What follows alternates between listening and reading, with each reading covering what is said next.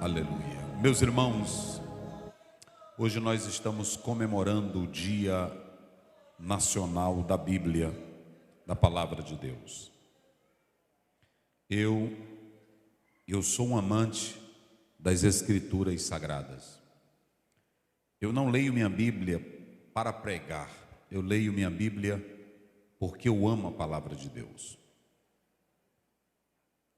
Eu não leio minha Bíblia para debates, eu leio a minha Bíblia para lutar contra o inferno e contra mim mesmo.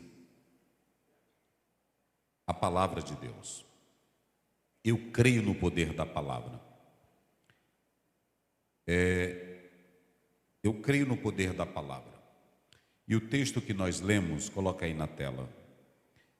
Hebreus 4:12. Muito importante, os irmãos, atentarem para essa passagem bíblica. Hebreus 4:12. Olha o que diz a palavra do Senhor. Porque a palavra de Deus, ela é o que, igreja? Ela é viva e eficaz. Mais o que?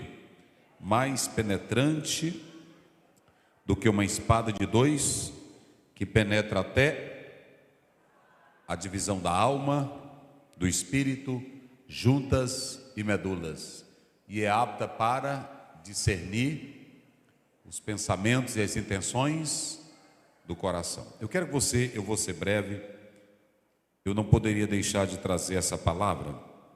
Eu estava hoje andando pelas ruas com os irmãos e meditando no poder da palavra.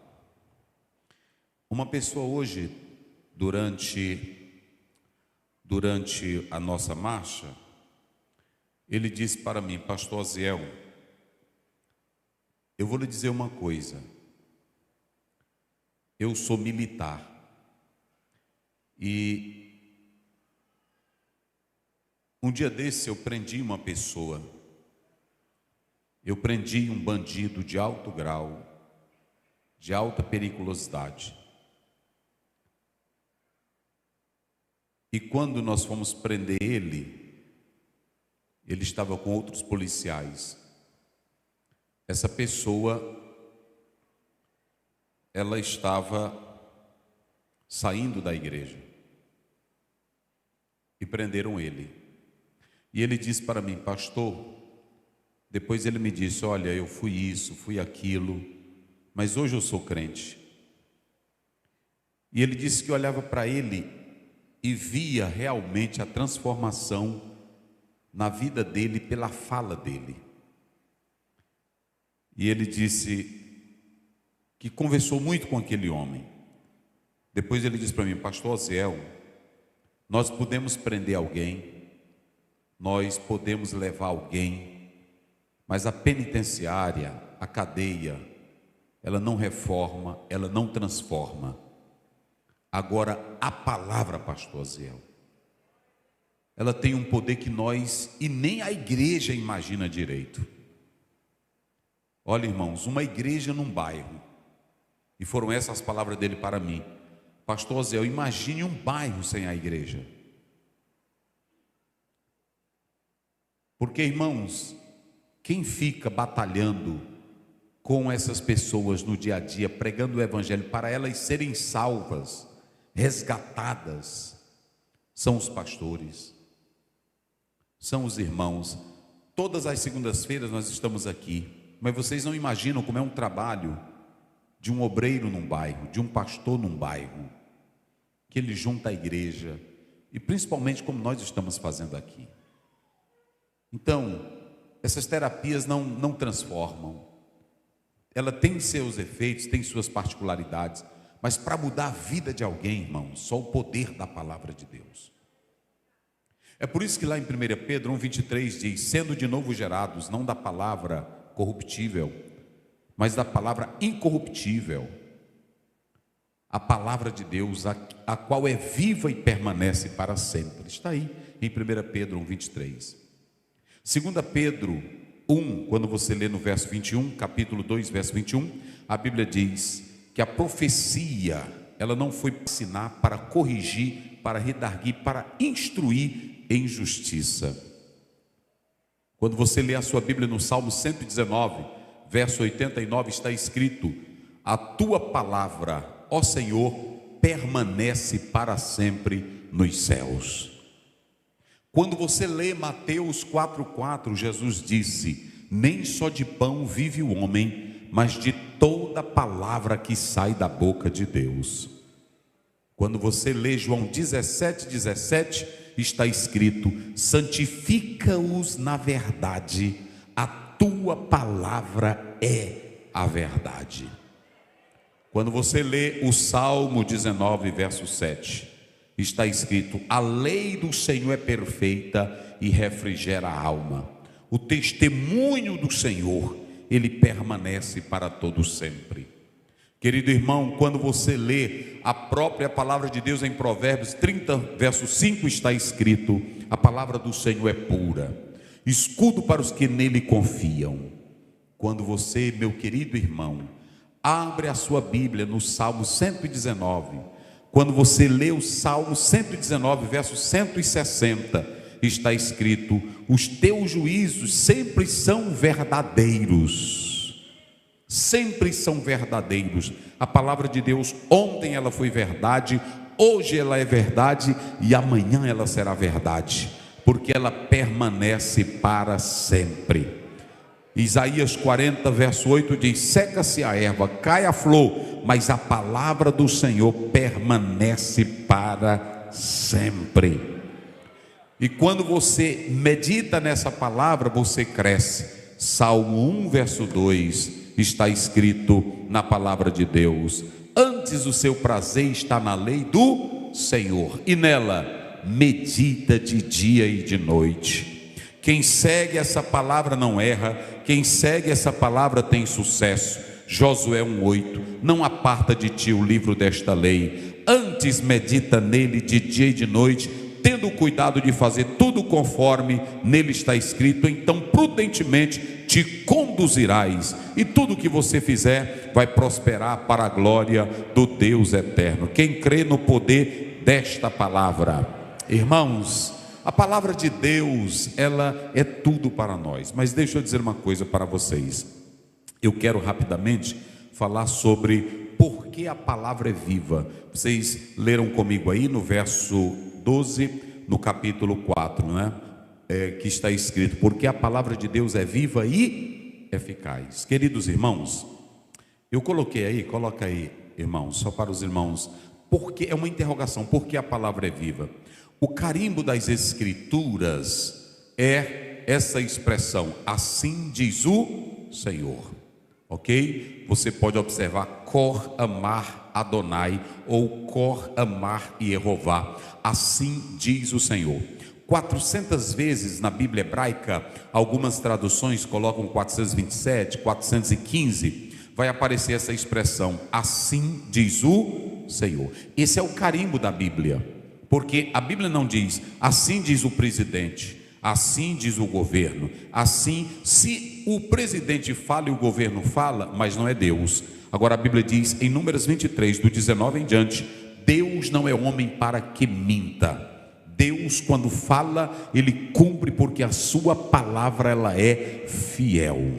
Então, queridos irmãos, quando a gente diz assim, olha, assim diz o Senhor, se Deus está falando, ele está dizendo, é porque a palavra vem dele. Essa Bíblia que você tem nas mãos, na verdade ela foi impressa por uma imprensa bíblica, uma gráfica bíblica, mas essa palavra que você tem nas mãos não é apenas um livro, é a palavra viva de Deus, que se você crê no que ela diz, você vai sentir o impacto e o poder desta palavra na sua vida. Quem ama esta palavra? Levante a tua Bíblia e dá glória a Deus por esta palavra.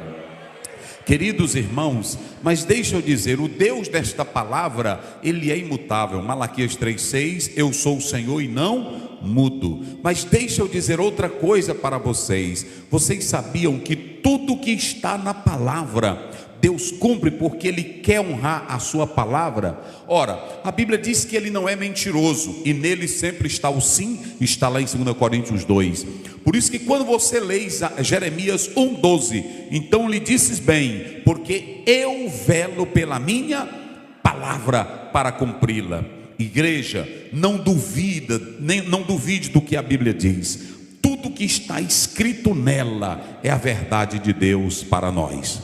Tudo. Eu estava lendo uma pessoa que escreveu um livro sobre a Bíblia. Ele diz assim: não há livro que traz mais dignidade para o homem do que a Bíblia. Leia a história, leia um livro de geografia, eles vão dizer teoria do Big Bang, eles vão aprovar pelas ciências naturais, eles vão tentar mostrar a teoria da evolução, dizer que o homem veio do macaco, dizer que a mulher não vale nada. Agora, a Bíblia é o único livro que diz que o homem foi feito à imagem e à semelhança de Deus. A Bíblia é o único livro que diz que Deus criou um paraíso e colocou o homem nele. A Bíblia é o único livro que diz, Salmo 8, verso 5, que Deus fez o homem menor do que os anjos, mas o homem é coroa da criação de Deus. A Bíblia coloca o ser humano no melhor lugar. Agora, a ciência natural não, despreza. É por isso, queridos, que eu quero dizer para a igreja esta noite: assim diz o Senhor. Creia no poder da Bíblia, creia no poder da palavra, igreja. E deixa eu dizer uma coisa para vocês. Eu acho lindo quando nós lemos Ezequiel 37, verso 3 e o verso 4. Olha, ele diz da seguinte maneira: filho do homem, porventura viverão estes ossos? Olha o que ele diz. E eu disse: Senhor, tu o sabes. Agora, irmãos, ele colocou é uma visão que o profeta está tendo. Ele colocou no vale de ossos secos. Aí ele diz: você crê? Ele diz: Senhor, tu sabes. Olha o que diz o verso 4. Então me disse o Senhor. Diga, igreja, vocês em bom som. Vamos lá, diz como é que diz aí?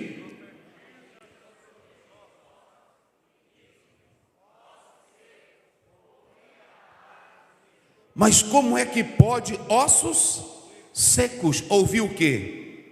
Mortos ouvir a palavra. Efésios 2, primeiro a Bíblia diz: e ele vos deu vida. Deixa eu dizer uma coisa. Vocês sabem por que eu não boto força para pregar? Boto força como? Eu não boto força para te alegrar. Vocês que me conhecem, eu estou aqui há 13 anos, não é isso? Vocês nunca viram aqui na frente: vocês vão sentir agora, receba, receba. Não, porque o que te dá vida é a palavra. Se você estiver conectado com a palavra, na hora que eu começar a pregar daqui, você que está conectado com ela, você vai sentir o efeito dela. Só quem crê nisso, diga glória a Deus. Veja que eu acho lindo como Ezequiel responde ao Senhor. Ele diz assim: quem sabe é o Senhor. Eu não sei de nada, eu não tenho vida, eu não tenho palavra, eu não tenho técnica, eu não tenho nada para te dar. Escute bem, vai escutar um comediante, você vai sorrir. Vai escutar um psicólogo, ele vai fazer análise da sua vida, história, como você nasceu, quando que aconteceu, o que está acontecendo. Ah, você tem isso aqui. Aí ele vai começar várias sessões. É um trabalho lindo. Vá conversar com o médico. Ele diz: você está doente, vamos ter que operar e tirar esse tumor. É o que ele vai te garantir. Mas ele ainda diz: eu não sei se você vive ou não vive. Talvez você pode morrer na mesa de cirurgia. Agora tem um que pode dar vida ainda que esteja morto: o dono da palavra. Quem glorifica a Deus? Levanta a tua Bíblia e dá glória a Deus. Isso aqui é para quem crê na palavra. Oh, palavra que tem poder.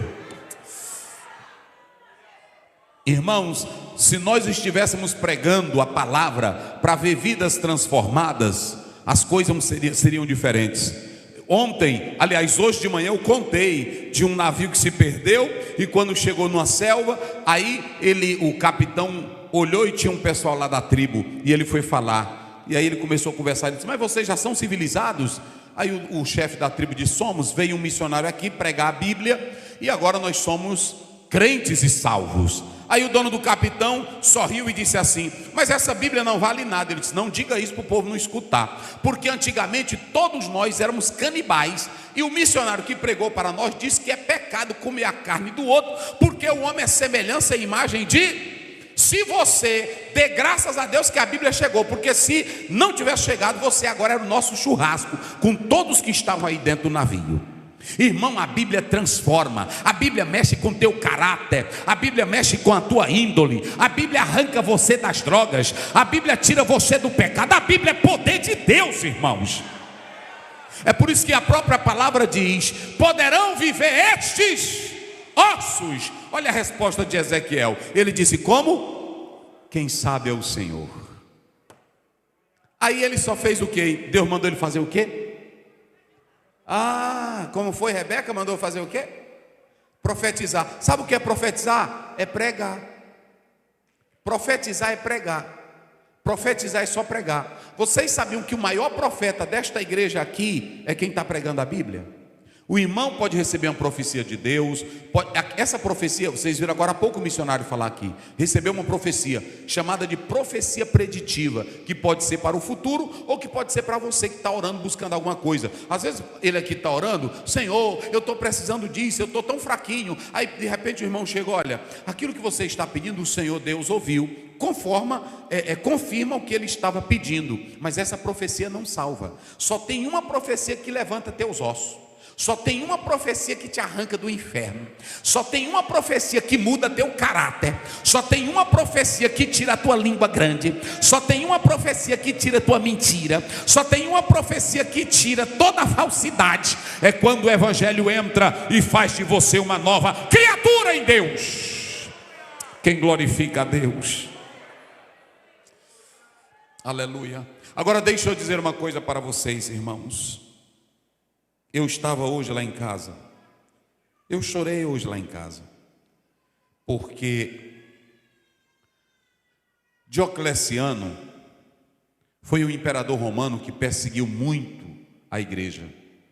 E em 303 tem o primeiro edital estatal que proíbe a leitura da Bíblia, que proibia os cristãos meditarem na Bíblia, ter uma Bíblia.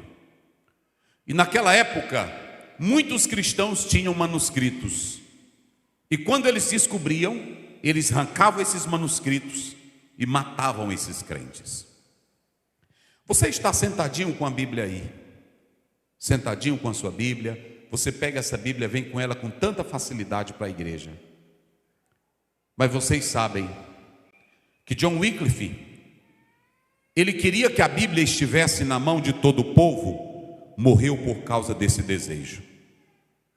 William Tyndale também queria que a Bíblia estivesse na mão de todo o povo, morreu por causa desse desejo.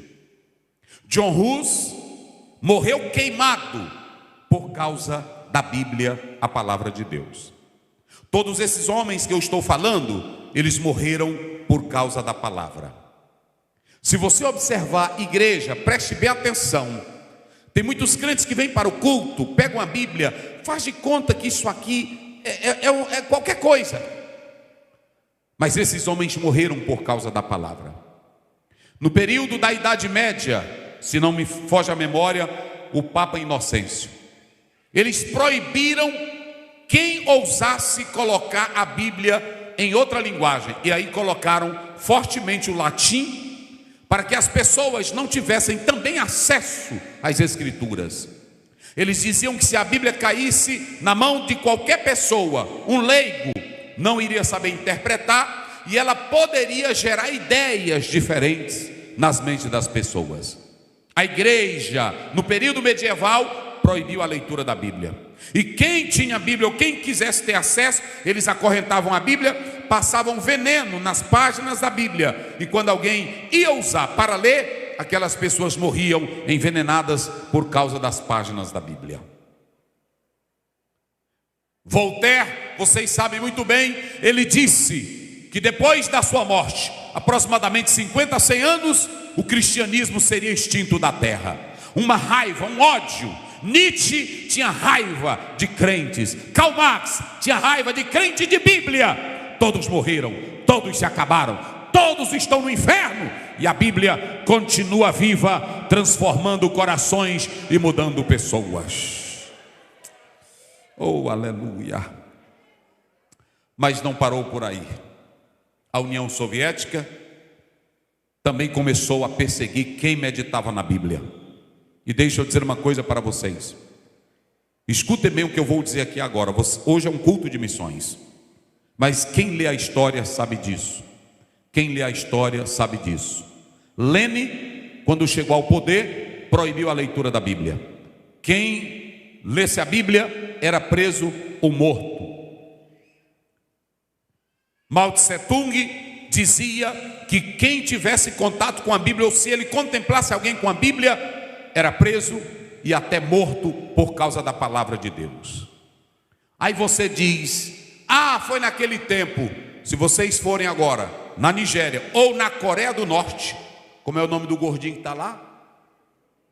Se você portar uma Bíblia, é preso ou é levado para um campo de concentração só por causa dessa Bíblia.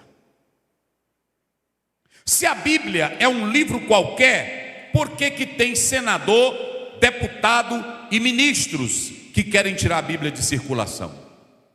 Se a Bíblia é só um livro de capa preta, ultrapassado, antigo, por que as universidades tanto odeiam a Bíblia?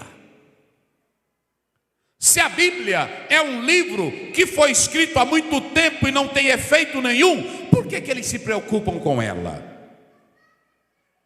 Aqui está o poder da Bíblia. O tempo passa, a Bíblia não passa. A ciência muda, progride, a Bíblia continua falando ontem, hoje e sempre, porque ela é a palavra de Deus. Mas eu vou dizer uma coisa para vocês, irmãos. Sabe por quê que tem poderes comunistas que não querem a Bíblia? Primeiro, porque eles querem o controle absoluto. Eu vou dizer aqui a verdade hoje para vocês. Todos que são comunistas, eles usam uma política de que amam a igreja, de que amam a Bíblia. E quando se aproxima da igreja, que todos se rendem a ela, aquela política, eles começam a tirar a Bíblia de circulação. Porque não existe pecador ou homem cruel se não for transformado para gostar de Bíblia.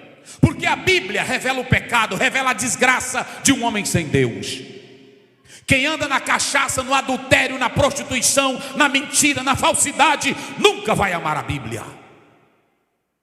Pare com isso, irmãos. Deixa dessa ideia. Hoje tem muito irmão que diz: fulano de tal, ele é um candidato, ele é um prefeito, ele gosta de crente. Pode parecer que gosta de crente, ele gosta de voto. Quem anda em adultério, quem anda na mentira, não gosta de Bíblia. E se você pegar Romanos 1, tudo que é de desgraça do mundo, a Bíblia condena. Se você pegar Êxodo 20, a Bíblia diz: não adultera. Se você pegar 1 Timóteo 3, a Bíblia diz: marido de uma só mulher. Não tem como gostar da Bíblia. Só gosta da Bíblia quem nasce de novo. Eita glória, quem glorifica a Deus?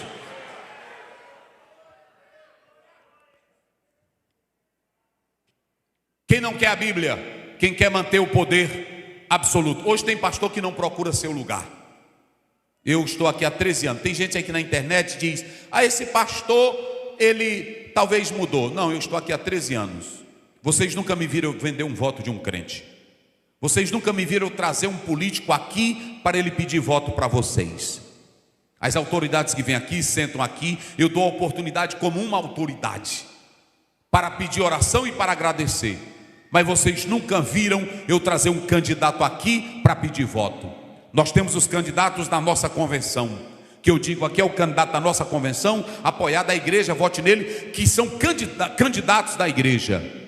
Mas vocês nunca me viram atrás de candidatos para vocês, ou para que eu possa tirar proveito. Vocês nunca me viram com isso, de maneira nenhuma. E olha que eu tenho necessidade. Lá nesse santuário eu tenho passado tanta necessidade, e eu tenho recebido proposta. A última que eu recebi foi alguém querendo dar todo o asfalto para colocar lá no santuário. Aí um pastor disse para mim: receba, a gente vota neles. Nós cidadãos, a igreja não.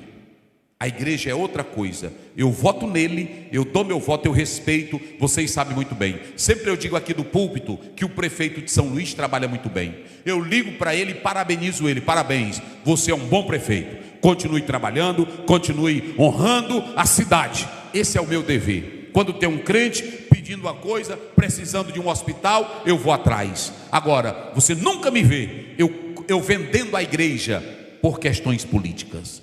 E sabe qual é o problema? Muitos entraram por esse caminho, fazendo aliança, usando o púlpito da igreja para pedir votos e fazer coligações. E aí a igreja entrou pelo caminho totalmente errado. Transformaram o espaço sagrado em lugar de aplaudir homens. Aí entraram pessoas dentro da igreja, a igreja assoviando, a igreja batendo palma. Deus toma um nojo disso, meus irmãos. Deus toma nojo disso. Deus toma nojo disso. E vocês querem saber de uma coisa?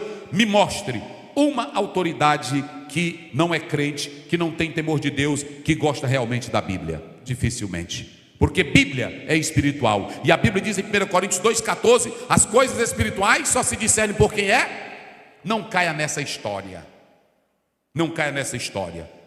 Por que eles não querem a Bíblia? O Brasil está aí, um bocado de homens, senadores, deputados que não querem a Bíblia. Sabe o que eles estão fazendo? Tirando Bíblia de hotel, tirando Bíblia de escola. Esse povo que deveria era tirar os bandidos da rua, tirar os sem-vergonha da rua, cuidar da segurança do povo, quer tirar a Bíblia. Olha o que esses homens não têm mais o que fazer.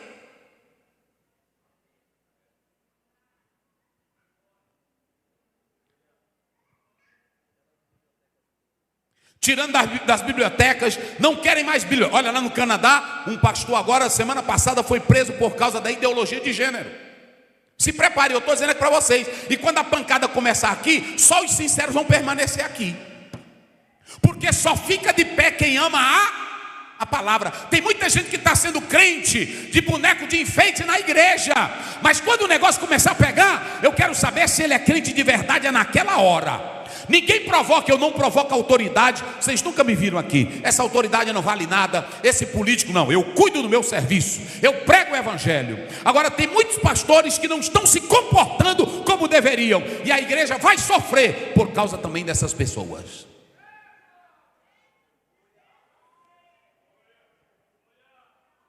Diocleciano proibiu a leitura da Bíblia. A consciência, escutem bem, precisa ser silenciada. Sabe por que eles não querem a Bíblia? Porque eles não querem um crente antipático dizendo lá na escola: professor, Deus é o Criador. Olha, a teoria mais fraca do mundo é a teoria da evolução. E ainda hoje a sociedade ensina a teoria da evolução. Uma teoria que não vale nada, uma teoria que não tem base de nada. Vocês sabiam que a teoria das fósseis de dinossauro são a mais fraca do mundo, mas eles usam na escola. Agora, na hora que fala em Bíblia, na escola, eles não querem. E o que a Bíblia faz mal? Em nada, em nada. Então eles querem calar a consciência da igreja. Agora, quando você vem em terceiro lugar, sabe por que eles não querem a Bíblia? Porque eles querem substituir a verdade da Bíblia por ideologias, por filosofias que não valem nada da pós-modernidade. Eles querem trocar. Mas eu vou dizer uma coisa aqui esta noite para a igreja: eu vou continuar pregando a verdade da palavra de Deus, porque só ela liberta. Quem acredita nisso, diga glória a Deus. Só quem crê nisso, diga aleluia. Agora eu vou finalizar. Coloca lá o texto para os irmãos terem uma ideia. Porque a palavra de Deus é viva. Irmão, quando você chegar em casa, pegue o capítulo 4, do 1 até o 13. Eu vou só resumir ele aqui para você. Porque se a gente ler isso aqui, porque a palavra de Deus é viva, você não vai entender. Por que o autor estava falando isso? Olha para cá, é rapidinho, olha para mim aqui. O povo de Deus aqui era uma nova comunidade de salvos. E eles estavam trocando a palavra de Deus pela lei, pelos ritos antigos, querendo voltar à circuncisão, querendo voltar às normas da lei, querendo voltar ao Sinai. Eles queriam voltar ao Sinai, eles queriam praticar as coisas lá atrás de Moisés. Aí o escritor aos Hebreus disse: não, a lei teve o seu papel, mas agora não é mais a lei. Ele até dá um exemplo, quando você chegar em casa, leia. Ele dá um exemplo. Israel antigo, Deus prometeu um repouso, mas a geração antiga não entrou no repouso. O que era o repouso? Que eles não entraram? A terra prometida. Escute bem, todo Israel que saiu do Egito, a primeira geração não entrou na terra chamada de repouso. Por quê? Porque não obedeceram a palavra de... Aí ele diz, mas ainda tem um repouso, um outro repouso. Qual é o outro repouso? Também é chamado sabático. Só que o shabat aí que ele está falando é um repouso que Deus fez porque Adão entrou no jardim. Eu vou fazer uma pergunta e vocês respondem bem forte. Quando Deus criou o jardim, fez a beleza do jardim, colocou Adão e Eva no jardim, Adão fez alguma coisa para entrar no jardim? Vamos lá, fez alguma coisa? Ele tinha algo para merecer para entrar no jardim? E Eva tinha alguma coisa? Ali está mostrando que para tu entrar no céu, não é a tua força, não é o teu mérito, não é a tua capacidade, é quando você obedece à palavra de Deus, Ele te coloca no jardim espiritual. Eita, glória a Deus. Aí a Bíblia diz, falta um repouso. Qual era o repouso? Era Cristo que haveria de vir e dar o repouso para a nossa salvação. Mateus 11, 28, 29. Vinde a mim todos que estáis cansados, sobrecarregados, e eu vos.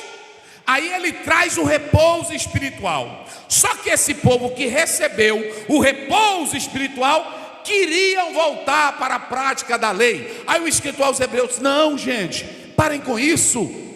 Os antigos não receberam porque não obedeceram.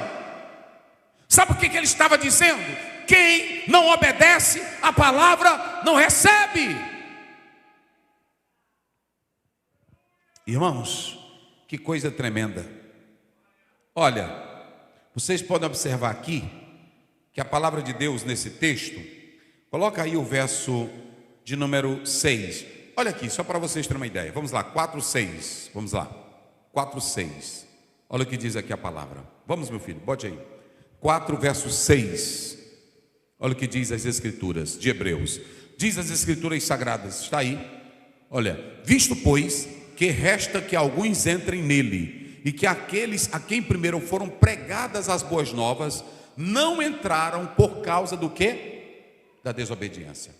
Olha, deixa eu dizer uma coisa para vocês. Quando eu leio esse texto, eu olho para a igreja hoje, e eu vejo crente que é como aquela geração antiga. É aquele crente que é problemático, é aquele crente que é botador de banca na igreja, é aquele crente que diz, tu não vai entrar na terra prometida. Vou logo te dar um conselho. Tu não vai entrar. Tu não vai entrar. Quem é encrenqueirozinho, quem é botador de banca, irmão, eu sou pastor aqui, mas eu sou crente. Eu não boto banca em nada. Às vezes eu vou pregar em um local. Eu vou dizer uma coisa para vocês. Eu fui pregar agora em um local, não vou dizer o nome. Tem pessoas que dizem, pastor, eu falo a história, mas não falo nem o local e nem o nome. Então, eticamente, eu estou correto. Eu li um autor que disse, se você falar um assunto, não falar o nome, não falar a pessoa, não falar o lugar, quem é que vai te condenar? Porque você tem episódio em todo mundo.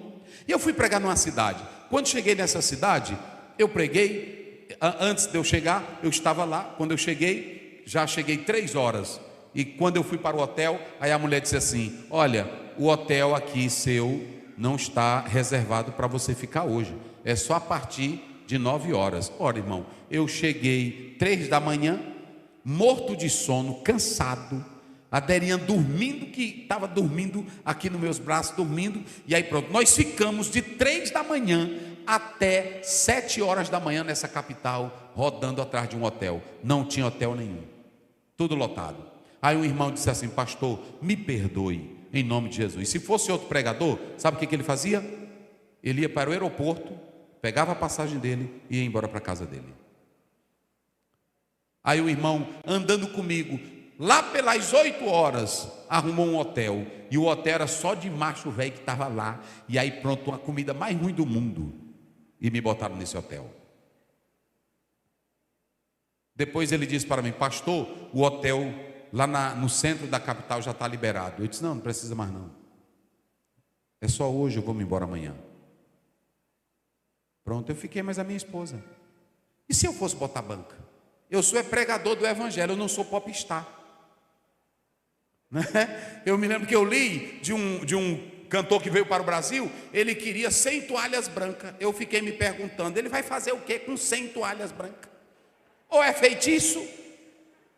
É assim ou não é? Agora imagine eu no hotel, irmãos, 100 toalhas. Já imagine eu pregador do evangelho, exigir coffee break? Tá muito gostoso, não tá, irmão? Pronto, só para vocês terem uma ideia, um político me ligou e disse assim: pastor Oziel, eu quero fazer uma agenda com você. Eu disse: pois não. Aí ela disse: tal dia. Eu disse: eu estou agendado. Estou agendado. Está ali o Lucas que faz minha agenda. Eu estou agendado. Aí ela disse, essa pessoa disse: pois olha, é o seguinte, eu dobro a oferta. Eu disse: não quero. Você não precisa, olha, nem quer saber? Eu disse: não quero não, obrigado. Eu tenho esse compromisso. E era numa igrejinha pequena. Aí ela mandou, essa pessoa mandou: olha, eu ia lhe dar 30 mil. Mas o que é 30 mil para mim se eu não for fiel para Deus? E aí? Observem bem, a Bíblia está dizendo que não entraram por causa da desobediência. Aí queriam voltar para o Sinai. Tem crente, irmão, que não quer palavra. Tem crente que quer novidade. Tem crente que quer prática. Ele quer Monte Sinai. Ele quer, olha, vocês aqui, está aqui, olha. Vocês vêm aqui, culto de missão. Aqui não tem bandeira de Israel. Eu não boto bandeira de Israel. Tem essas bandeirinhas que a gente coloca aqui em culto de missão. Por que eu não boto de Israel? Porque se o americano vier aqui, se o indiano vier aqui, se um do Paquistão vier aqui, a bandeira que deve prevalecer aqui é a do sangue de Jesus e não bandeira de país.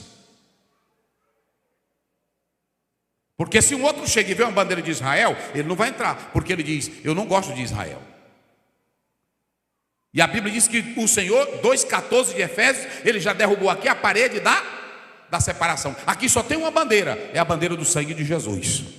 Agora, se você não obedece, aí você não tem. Tem crente que não quer obedecer. Agora, ele quer viver em práticas que não transformam a vida dele. Aí o escritor aos Hebreus, para finalizar, o escritor aos Hebreus, ele diz: olha, vocês querem voltar para a lei, vocês querem voltar para as coisas antigas, mas aquilo ali não transforma nada.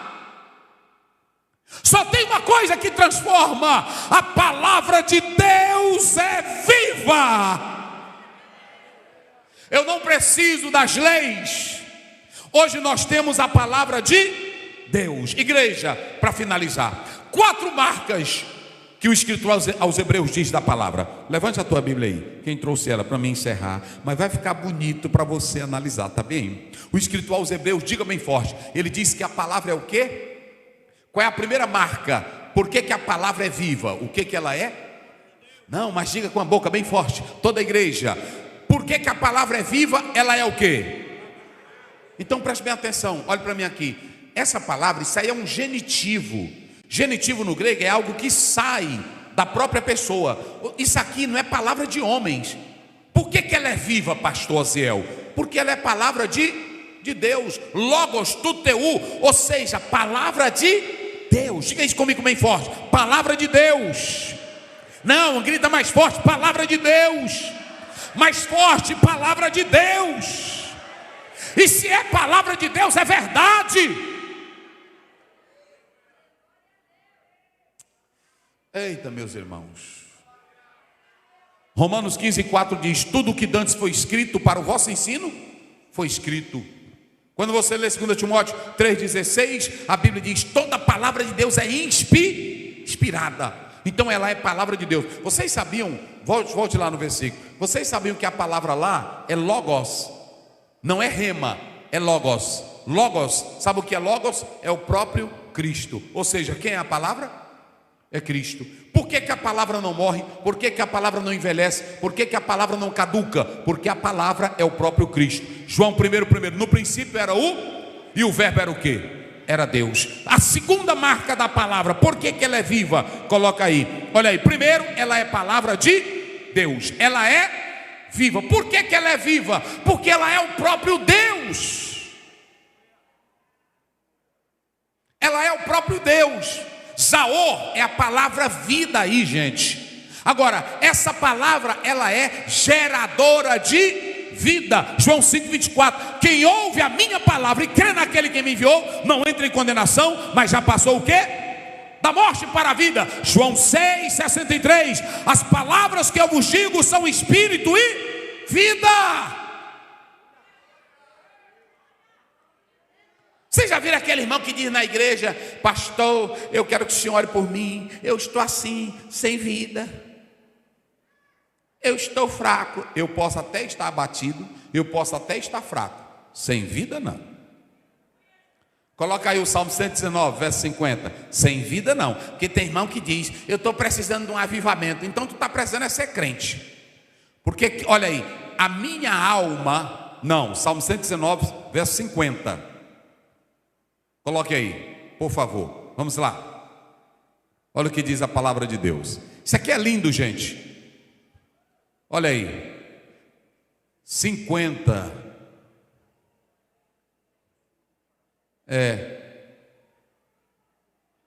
Olha aí. Isto é a minha consolação na minha aflição. Gente, olha como é linda a Bíblia. Porque a tua palavra me fez o quê? Como é que você diz que tem palavra e está morto? Hoje vai ter um culto de avivamento. Aí sim, eu acredito no culto de avivamento com crente avivado. Agora, culto para avivar crente, só se tiver morto. Quem está vivo aqui? Vocês viram, irmãos? Olha, eu estou pregando aqui para vocês. A semana todinha eu trabalho, a semana todinha. Só ontem eu fui para um casamento, saí do casamento, fui para um noivado, eu saí de casa 4 horas, cheguei em casa 9h30. Só para vocês terem uma ideia. Prego todo dia, gravo todo dia, falo todo dia. E quando eu chego num culto desse, vocês não me vêem nem morto, nem dormindo, nem cochilando. E nem fico sentado. E eu já disse para Deus que eu quero que Ele faça de mim um velho do jeito de Moisés. Entendeu? Porque tem velho que vem para a igreja, dorme o culto todinho. Eu quero ser como o velho Moisés. Coloca bem aí 34, verso 7 de Deuteronômio. Eu quero ser um velho que nem Moisés. Eu estou pedindo para Deus isso todo dia. Agora eu vou dar a fórmula. Lê isso aí, só para você ler, para dizer que sou eu, vai. Olha a fórmula. Eu estou pedindo para Deus isso aí todo dia. Era Moisés da idade de 120 anos. Quantos anos? 120. Vai. Quando morreu. Sim. Os seus olhos nunca se escureceram. Nem perdeu o seu vigor. Oh, velho saudável. Agora deixa eu dizer uma coisa para vocês. Vocês sabem por que Moisés foi isso aqui até o dia da morte dele? Vocês sabem por que ele foi? Ele tinha vigor. Não tinha? Quantos anos? 120. Quando ele foi chamado, ele tinha 80. E aí quando ele foi chamado, ele era casado com Zípora. A Zípora morreu. Depois que ele tirou o povo do Egito, aí a Zípora morre e ele se casa com quem? Com a mulher cuxita. E aí pronto, ele casou de novo. Depois, vamos botar mais de 100 anos aí. Ele casou de novo. O homem que tinha vigor. Só que eu fui ler na Bíblia por que Deus dava vigor. Olha para cá, olha para cá. Vocês sabem por que Deus deu vigor? Por 2 razões. Deus dá 2 coisas para Moisés. Olha para cá. Deus dá longevidade, digam comigo, longevidade e ministério. Mas sabe por que Deus deu longevidade?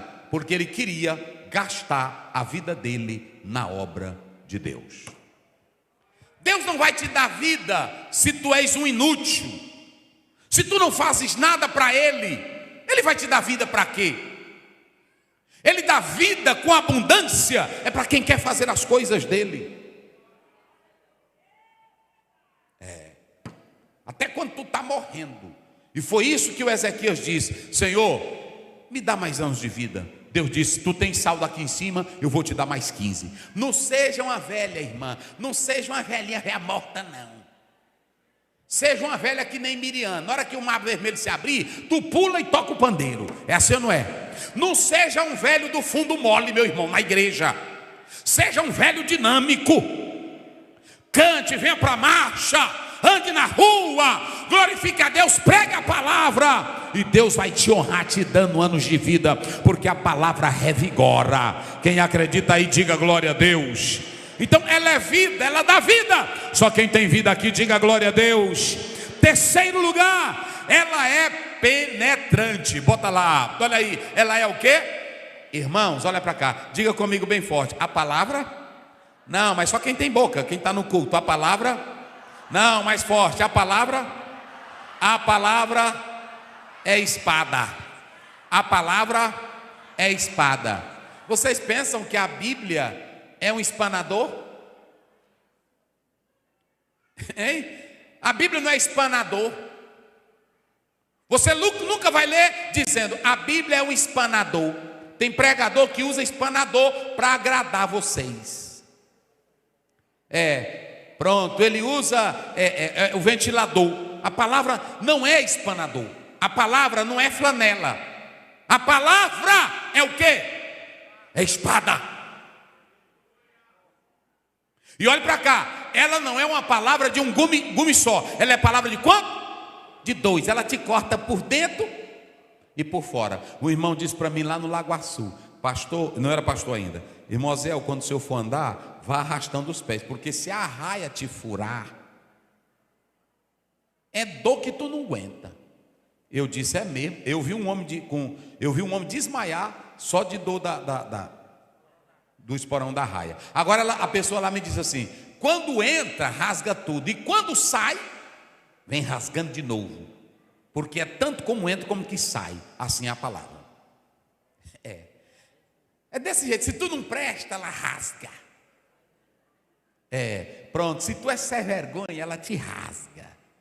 Pronto, o Santo Agostinho foi ler a Bíblia. Aí quando ele disse, Senhor, fala comigo pela palavra, ele era mulherengo, ele não valia nada. Fala comigo pela palavra. Na hora que ele abriu a Bíblia, ele abriu em Romanos. E aí como era que ele dizia? Tu é adúltero. Aí ele fechou. É assim. Pronto, que nem o irmão. Senhor, hoje onde eu abri, fala comigo. Fala comigo. Aí ele abriu, aí bateu lá em Isaías 53. Mas ele foi ferido, moído pelas nossas iniquidades. Aí ele disse, não é para mim esse aqui. Aí ele fechou. Deus, fala sério comigo hoje. Fala sério. Aí pronto, aí ele abriu, bateu lá em Atos 5. E Satanás entrou em Ananias e Safira. Ele disse, meu Deus, não é para mim hoje essa. Aí pronto, aí ele foi procurando para ver se encaixava. Aí até que ele bateu de novo em Mateus. Retira-te de mim, Satanás. Está lá em Mateus 4. Irmão, não é assim que a gente lê Bíblia. Tem irmão que diz, olha, eu tive uma experiência, Deus, eu abri, Deus falou. Eu não vou negar isso. Só que a maneira de Deus falar é você se rendendo à Bíblia. Toda a Escritura, ela não diz uma parte, ela diz toda a Escritura. Então, olhe para cá, a palavra quando ela entra, ela é espada. Ela é espada para mim. Vocês pensam que não é fácil? Olha para mim aqui. Eu estou pregando aqui, tem gente que diz assim, é fácil, mas quando você está pregando aqui, olha para o pastor, eu sou pastor. Na hora que eu vou para 1 Pedro 5, olha o que diz: pastoreai o rebanho de Deus, não dominando, mas pelo exemplo. Quando eu estou lendo a palavra, eu vou lá para 1 Timóteo 3, olha o que diz a Bíblia: marido de uma só mulher, não espancador, não dado ao vinho. Está na Bíblia ou não está? Aí isso aí é para mim ou não é? É para mim.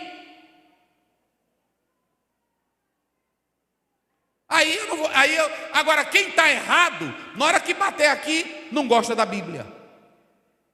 Então ela é espada. Jeremias 23, 29 diz que ela é duas coisas. A palavra de Deus é o fogo, o quê? Que consome, diz o Senhor. Mas ela também é o quê? Deixa essa palavra dar uma martelada em tu. Deixa ela bater no teu dedo, até tu gritar, ai. Ela é martelo que faz o quê? Esmiuça. Aí quando você lê Efésios 6,17, a Bíblia diz: tomando o capacete da salvação e a espada do Espírito. Agora essa Bíblia te ajeita, mas essa Bíblia corta também Satanás, porque ela te dá autoridade. Irmão, se você andar direitinho conforme a Bíblia, pode chamar essa palavra para a tua vida. E em último lugar, deixa eu dizer outra coisa aqui. Tem uma coisinha aqui que a gente lê. Olha, tem uma palavrinha que a gente lê, ela faz divisão entre alma e espírito, juntas e medula, e é apta para... Só que discernir lá no grego, discernir é fazer juízo. Olha para mim aqui, olha para mim finalizar, para tu ir para casa. Faça tudo conforme a palavra. Faça tudo conforme a palavra, porque Deus vai te julgar.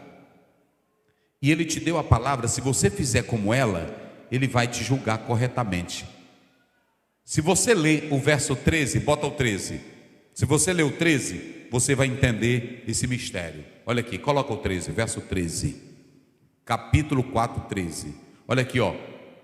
Deus está dizendo: eu conheço o motivo que você está me cultuando, eu conheço o motivo que você faz. Agora, se você fizer conforme a minha palavra, não há nada encoberto diante de mim.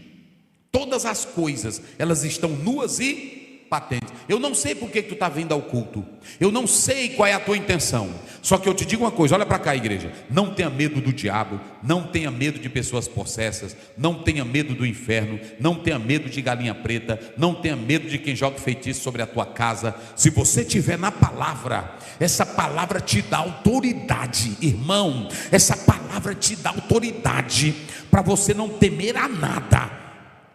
Pode entrar com fé. Eu sou assim, meu irmão. Eu vou para algum lugar ou para alguma coisa, eu digo: Senhor, eu estou na tua palavra. Pronto, eu não temo a nada, eu não tenho medo disso. Pronto, hoje eu estou mais tranquilo. Mas lá em Coroatá, uma vez eu fiz um despacho numa esquina da cidade de Coroatá. Mas o despacho que eu fiz, com vela preta, vela vermelha, eu mostrei que as velas não funcionam para nada, e mostrei que gato preto não funciona para nada. Então deixa eu te dar um conselho: se você vive nisso aqui, não tem diabo, não tem inferno, não tem demônio, não tem praga que possa te assustar, porque isso aqui é a espada do Espírito, com a qual você pode apagar. Oh, aleluia. Pode desfazer o quê? Todos os dados de quem? Do maligno. Crente que anda com medo é porque não tem Bíblia. Quem tem Bíblia no coração tem fé, tem confiança.